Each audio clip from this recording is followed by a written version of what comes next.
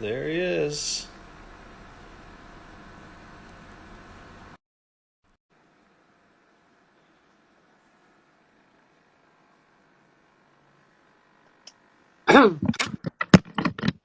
How's this? Hey, there you are. Hey, let me just lower this a second. Hey, nice future champions bag in the back there. You like that? Yeah, I like that. Everything. Got my Is that? NCAA flag, my golf bag, everything. Oh, look at you. Got How, all set up. how's your garage with your putting green going? Oh, I moved that into the office for right now. My dog kept stepping on it, so Yeah, moved that into the office to yeah, save it a little bit. But it's awesome. I love it. yeah. You've been using it a Like, lot. dude, tons. I should That's be like awesome. Crenshaw after all this quarantine. I should be making everything. Yeah. Well, I we should should be. go. We need to go play soon now that we can golf. Yeah, I'm gonna start putting like Chris Smeal at the Smeal Invitational. Hey, that's where I putt my best. Oh, you don't Just miss. just one time a year. It's true. You get up for that event. That's true. That's all I build my game around the whole time.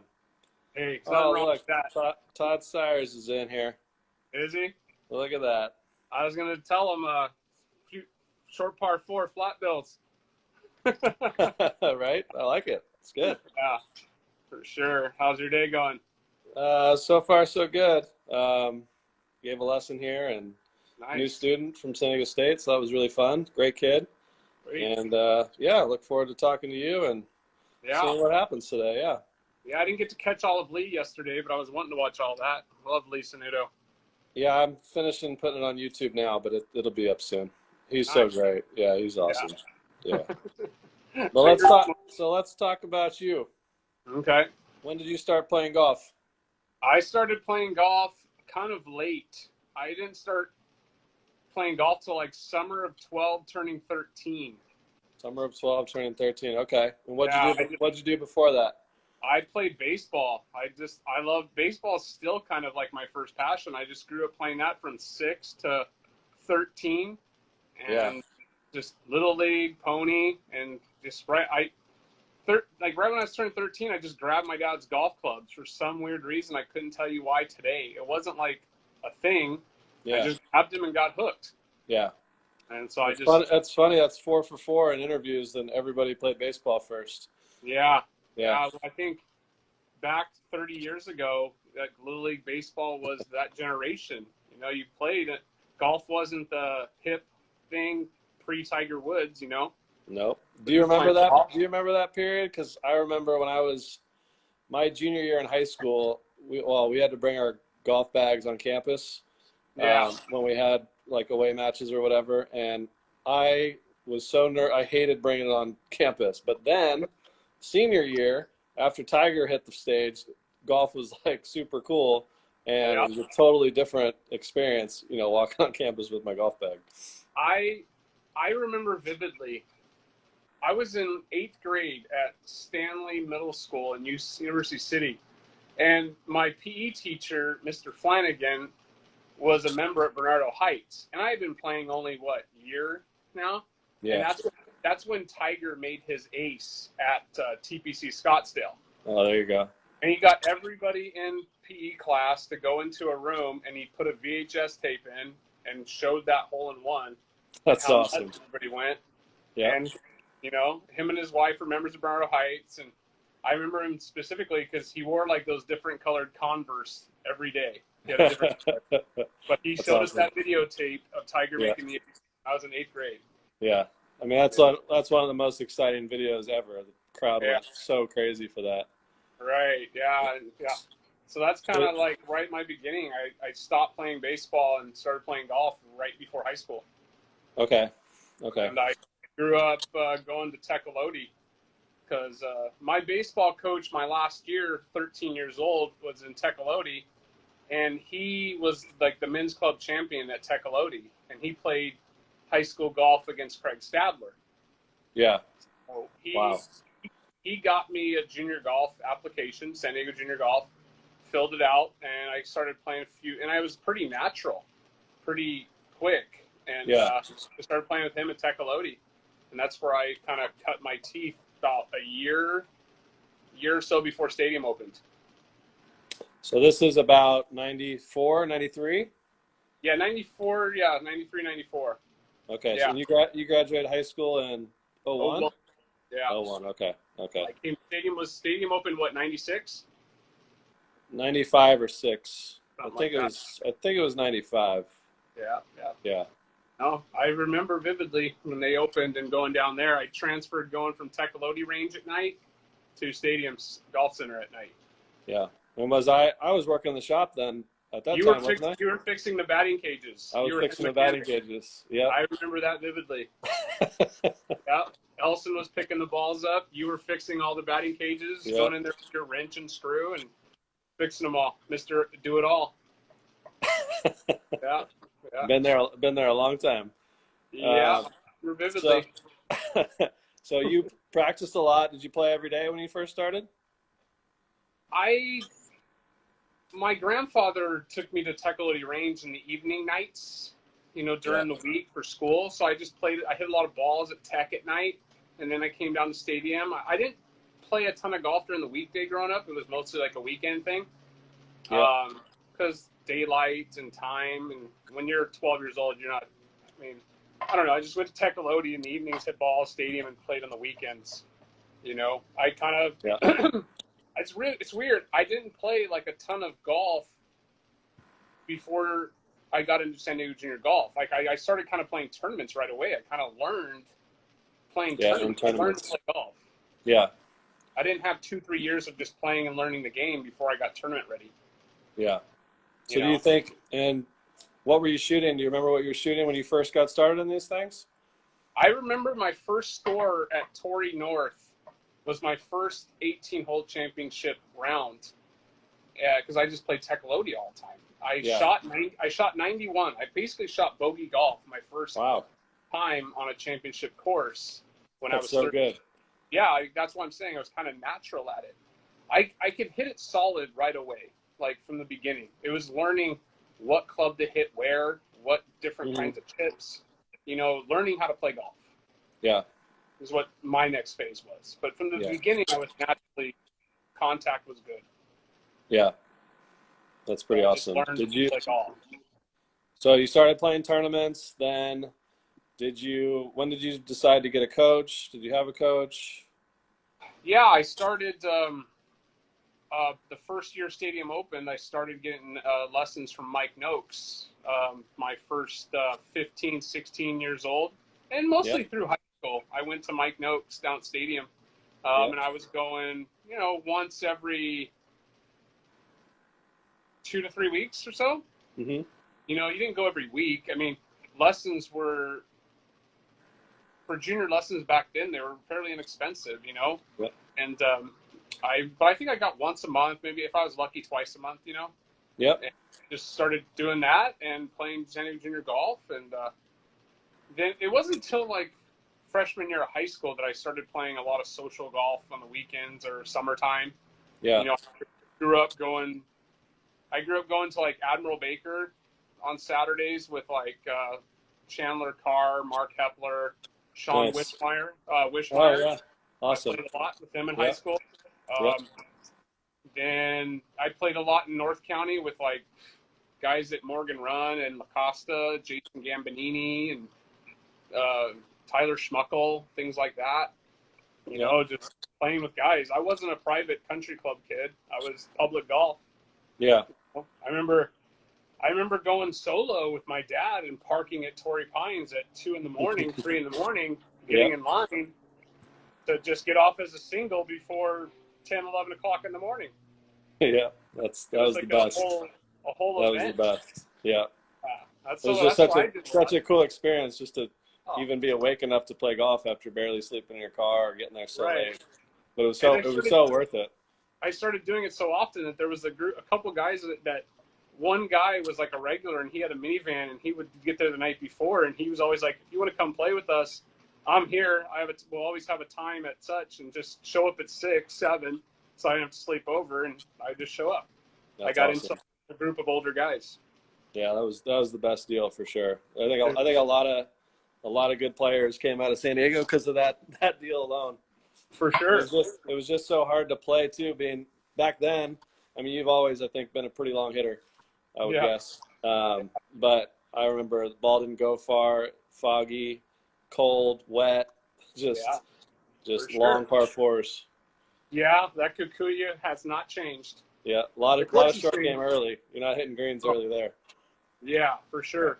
Bumpy, like 2-footers that break 6 feet from 3 feet away. Yep. You know, but you learned that all the greens were sloped back to front.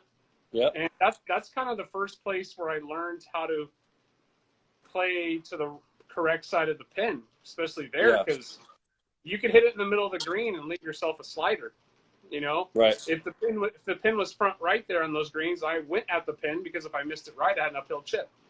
So that's where I kind of learned, you know, recognizing these things from there. Those greens. Yeah. You know, they're much different now, but you know, you got to learn those things because those greens were bumpy and sliding. They were very tough. I think they've gotten a lot better since. Yeah. So you're playing San Diego Junior Golf, taking some lessons. When did you start to see some pretty good success? Because obviously, for anybody that doesn't know, Brian was San Diego CIF champion. That was 97, right, or 96? My freshman year was 98. I won CIF in 2000. In 2000, okay. I won city conference my freshman year. You won, okay. Yeah, I won city conference. It's changed a little bit, but basically it was all the San Diego city schools. You played a 5-day match play at Torrey Pines. And the 36-hole qualifier was the CIF qualifier. And then they did like a round robin NCAA bracket at Torrey Pines, and that was my home track. And I won it, freshman year, sophomore year, and senior year. Didn't win it junior year. Or no, I won it junior year. Yeah, I won it junior year. Didn't win it sophomore year. Yeah, so, freshman year. That was my first big win was freshman year city conference. I mean, that's a pretty big win to start. Yeah, it was awesome. When you grew up, did you have James Fussell in your year? Is he about your age or he's younger? He's like 2 to 3 years younger than me, I think. Okay. Yeah, I'm 30, almost 38. I mean, I think he was pretty young when I was going to Stadium. He's at least 3 or 4 years younger than me. So who did you have that was in your kind of class? Well, look, I got this right now. This is the 1999 all CIF team. And these are all the ways from seniors to freshmen. 99, I was a sophomore. So right now it says Brandon Murray. Yeah. Christian. Yeah. Matt Cohn, La Jolla. Oh, yeah. There's David Evenson. He would have been a senior in 99, right? Yep. We just had him on. Yep. There's Nick Asbrock, El Camino. Oh, yeah. Scott Xandabor. Yep. Justin Burwell at Uni. Mm-hmm. And Joe Rathburn, which was like South Bay. Bay. Yeah. Yeah. So that was the top 8. That was the top 8 in 1999. But, you know, we had, Matt Cohn, Evenson were the top 2. But those guys were 2 years older than me. Yeah. But like my year was like me, Steven Eschbach, the kid at Torrey Pines. I forgot his name. But, like Sanudo and you guys were 2 years older than me or 3. But there was like a changing of the guard, like 2 years older than me to my generation. But there was good players. There was a lot of good players all spread out the county, you know. Yeah. But in high school, I mostly saw San Diego City. There was a lot of good players in North County and East County. Yeah. Like that. And you're like, I mean, we've talked about this before, but you've, for the most part, as a junior, stayed pretty local, right? You didn't really travel a whole bunch? No, I made my name off of, you know, winning everything in high school. Yeah. You know, winning city conference a lot, winning CIF once, then playing San Diego Junior Golf. The big tournament from the 90s into early 2000s was Junior World. Like, 100% of the coaches went to that tournament. Right. There wasn't much else to go to. So you wanted Right. to play in Junior World. Yeah. So I played in that my last year at 15 when I went to Mission Trails, and then Hmm. I played in it twice at Torrey Pines. But yeah, in the summer times, like high school and even into college, like I just played City Ams. Yeah. Oceanside City Am. I didn't really play. I played once or twice in the San Diego City, but Hmm. funny story. I played in that when I was in high school. I played with Mike Riley, Chris Riley's dad, and Nice. that guy didn't miss a putt. I don't Yeah. remember what he shot, but he was like 50 something years old, and he made every putt he saw. No That's wonder cool. his son, his Chris, is such a good putter. I mean, he was using that Oh old yeah. Kelley turtle putter, Oh and yeah. he's dropping them Subtle. in Yeah. all over. That's my memory of San Diego City Am. But I Yeah. played in Long Beach City, Oceans. I won Oceanside City.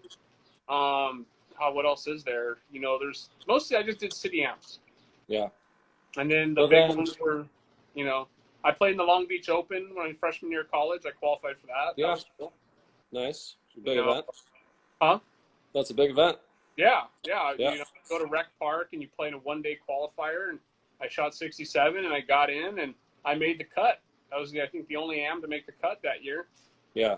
That was a good experience. Big Yeah. field. In high school, so what kind of scores were you shooting in high school in tournaments? Because In high I know you have the ability to go low. Well, I also was playing Torrey South front nine. Yeah. So if you shoot 34 or 5, you played well. Yeah. I didn't shoot too many 31s and 2s at Torrey South. I mean, that's where I Yeah. played 80% of my matches. Yeah. So I would shoot 34 to 36 and 7 regularly, because back then I had such an advantage out there. I mean, back in the late 90s before the Pro V, I was hitting it 30, 40 past all these kids in the Yeah. Kikuyu Rough. So I was Totally. just steady. I knew how to play the course, and I knew I didn't have to go making 6 birdies. Yeah. You medaled with 35, 6, and 7. So So you learn. I know your game pretty well from watching you play so many times now. How is your game different now than it was then? Is there much different? Yeah, Uh, significantly different. Significantly different. My short game is way better than it was back then. If I had the short game, your short game now is very good. I back then and even all my college career, like if I could do things all over again, like it's crazy, but I don't hit it near as far as I used to. I still hit it far enough, good, but my short game is significantly better now. My mental Yeah. game is better now. Um, Yeah. I just back then I was fearless. You were like Right. you were fearless and you didn't think too much, and that's good and bad. Yeah. I could shoot low and I could shoot good on hard courses, but I wasn't consistent. Yeah. I could go out and shoot. For perfect example, I think freshman year of college, I played in the state fair up in Sacramento, and I shot like 65 the first round, and I shot like 78 the second round. That was my game, my early 20s. Was it? Okay. That was my game from 16 to 25. And when you had those bad days, are you thinking that was mostly short game or It was management? mostly, yeah, it was mostly short game and trying to hit it too hard. And when you hit Yeah. it a long ways, if you're off an eighth of an inch on a bad day, Yeah. Yeah. that's 40 yards. Yeah. And you don't know where it's going. Yeah. So you're not playing with your brain. Right. So that's one thing I didn't have control over back then. My And you brain and you were learning. still, yeah, back then. I mean, you were silly long when it comes. Like I don't think, Yeah, especially with today's technology, there's less of a gap in what. yeah, Like obviously there's some guys that are really long, but you were like really long with guys like today back then, and your advantage was significant, like Tiger was way back in the day when he'd hit it so much further. Maybe lost you. Let's see.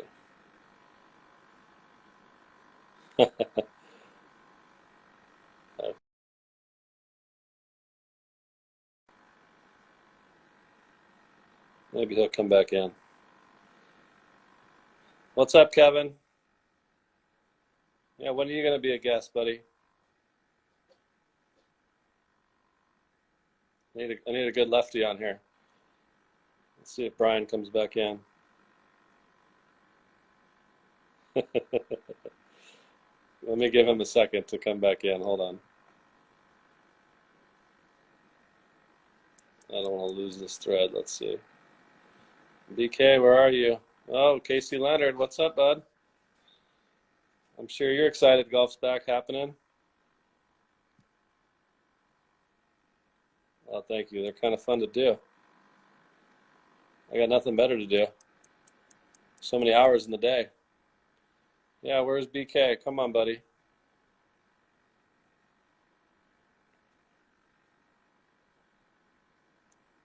He was just getting to the good stuff, too.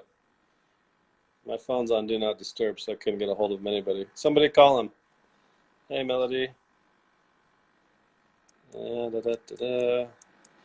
by my lonesome in here. Come on, Brian. Nope. Oscar Sachs is here. What's up, bud? We're waiting on Brian to come back. He lost his connection.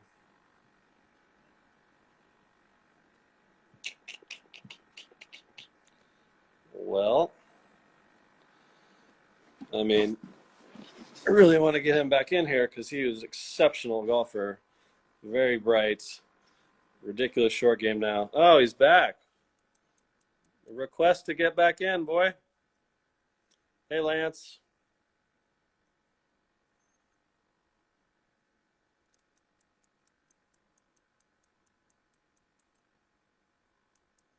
Let's see. Maybe he's here.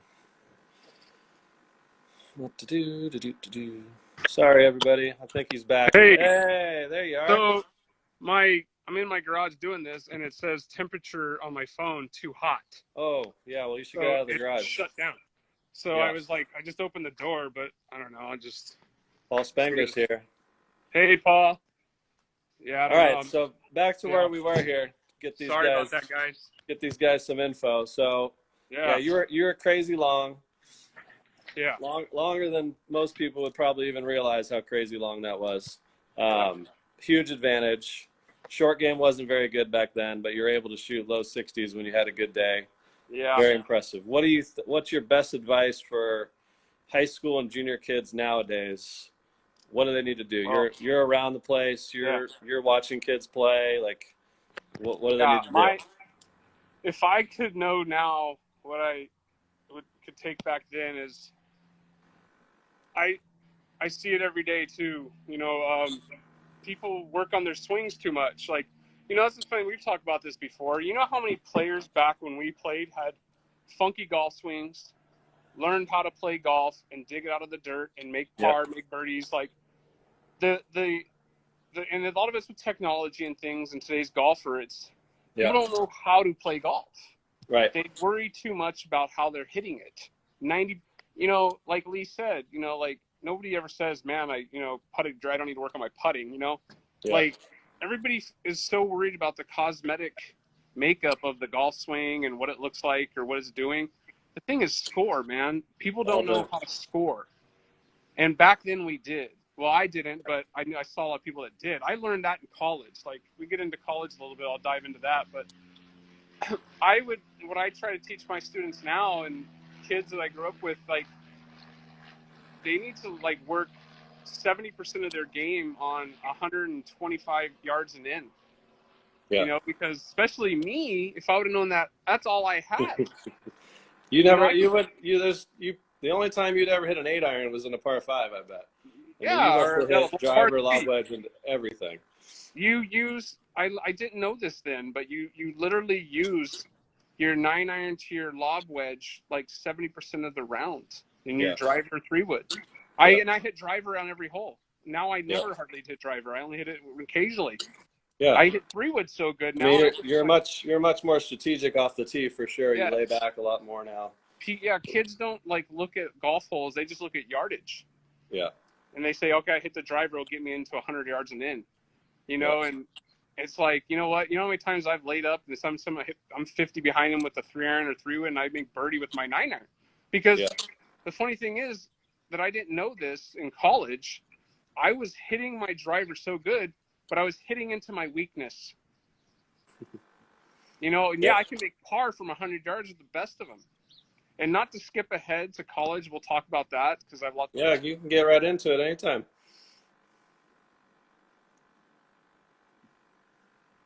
So I don't know what's going on. Oh, you're good. I played with Ches Reavy in college. Can you hear me? Yeah. You Yeah, I can hear you. Yep. Okay. I played with Ches Reavy in college, and I was hitting it 40 by him, and I shot like 73, and he's back there, you know, hitting his 7, 6, 8 irons to 15 feet and making birdie, and I'm making par and bogey with wedge. Yeah. You know, and there's a lot of golfers like that I played with against, but I remember that one for sure. Yeah. But yeah, I hit into my weaknesses. You got to play to your strengths and work on them. Yeah. You know, because that's the essence of golf. Is, you know, it's like a drawing of a piece of art. You know, and analyzing the golf course you're going to go play. Right. And strategically play it correctly and eliminate mistakes. That's one thing I didn't learn early. Is you play a 2-3 day golf tournament. It's not who makes the most birdies. No. It's who makes the least amount of mistakes. You know, you learn that big time in college. Yeah. You don't learn that in junior golf, things like that. You learn them when you go play harder golf courses, bigger fields, stronger fields. Mm-hmm. And over a course of 2 or 3 rounds, it's the player who makes the least amount of mistakes. Yeah. You got to make birdies, but I Yep. could go make birdies with the best of them, but I'm canceling them out with bogey and double. Yeah. You know, that's one thing I didn't learn when I'm my growing up development in high school and college, especially. You know, for sure. So there's a lot to cover. Yeah. That Where'd you play college golf? You played at Fresno State and Oregon State? I went to Oregon State first, out of high school.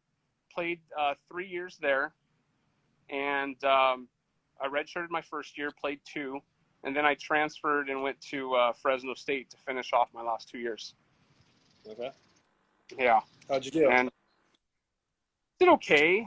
You know, I definitely didn't live up to my potential, and I tell my students that now. And you know, it's you could have all the talent in the world, and then it just comes down to, you hear that word potential, and I heard that a lot.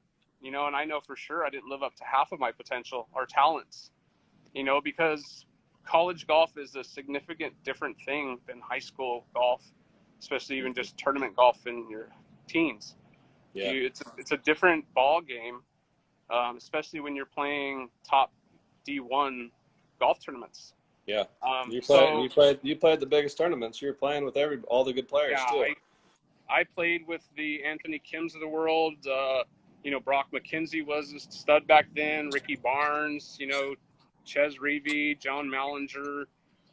You know, so many great golfers I played with in college. That's just a few decent players. Just a few. You know, like, God, Dustin Johnson was there too, but he was on the East Coast. But there, James Lepp at Washington was a stick.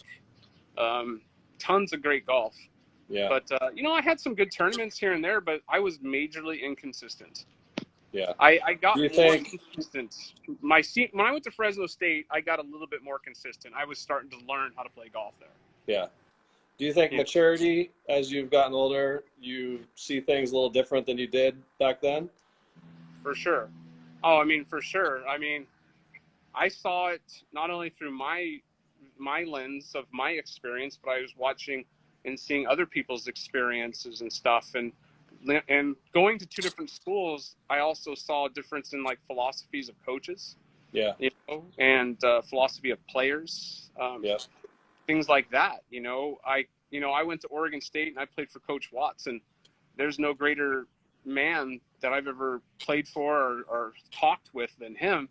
And his philosophy and structure, he was a very structured coach, you know, and a very disciplined, structured, organized way of practicing and game plan. And nobody was going to outwork our team, you know. But then I went to Fresno State, and Coach Watney there was very hands-off. Yeah. He let you go and work on whatever you wanted to work on.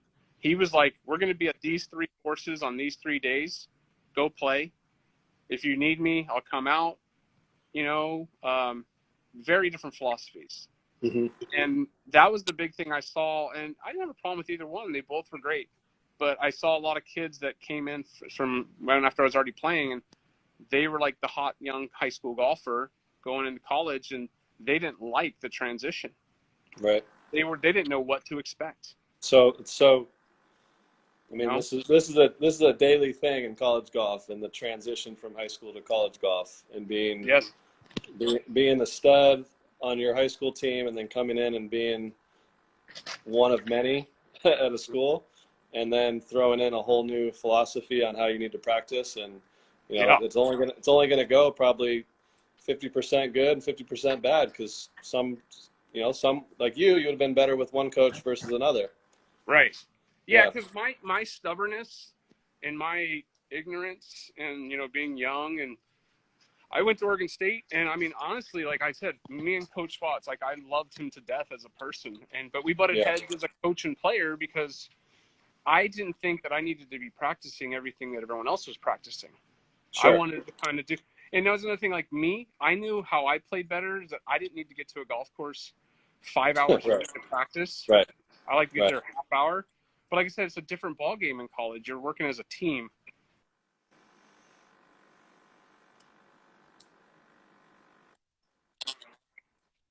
Yep. So that's one thing I learned. Everybody works differently in learning, and now I realize like how hard it is to be a college coach, and getting 5, 6 guys to a tournament and working together and learning to play the best. So there's a lot that goes into it that I didn't think of back then. I was just struggling with, Yeah. man, we have to get to the golf course so early. We're there all day. But I wouldn't trade. I think college golf is one of the best sports and the best experience you'll ever experience. Yeah. Like it's amazing. Yep. Like I think it's so much better than playing football, basketball, baseball in college. You get to Yeah. go some of the best places in the world Right. to play for Travel's free. awesome. Yep. Yeah. Like you're not going to get this ever again in your life unless you turn pro and go out and make Right. it on tour. But Right. to get that experience 4 or 5 years in college, go play, and you're playing fall and spring, like you get to play amazing golf courses, Yeah. that they're just great. I wouldn't trade it in the world. Like I wish I could Yeah. go and do it again I know, and do right? it better. Wouldn't that be fun? I still Oh, have a it'd be year. so I fun. still have a year of eligibility. There you go. Yeah. Uh, If I could do it all over again and know now what I didn't know then, it would be even better.